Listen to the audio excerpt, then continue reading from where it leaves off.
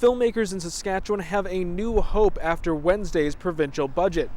They say it has been a long time coming.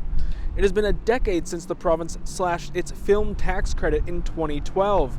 Regina filmmaker Leighton Burton says the decision gutted the once thriving film industry. So there really wasn't an industry. There was no infrastructure. Everyone that I used to work with, everyone that used to be part of the film family here in Saskatchewan was sent away. So there was no one. Now a new door is opening. Saskatchewan has announced an influx of cash, $8 million for Saskatchewan's film and tax grant program. The new funding means there is now $10 million on the table. We've always been relevant, but now we're relevant again for the government, and that is a very positive thing. Other members of the industry I spoke with say they are far less hopeful, saying that the new funding doesn't go nearly far enough to replace a generation of filmmakers who had to move away when the work dried up.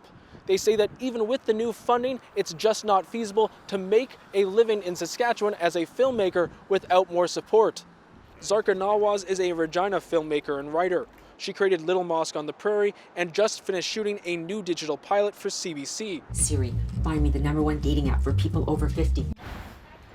Nawaz says the new funding is a good thing, but she says it's not a replacement for the film tax credit, which saw shows like Corner Gas and Little Mosque on the Prairie become iconic pieces of Canadian pop culture.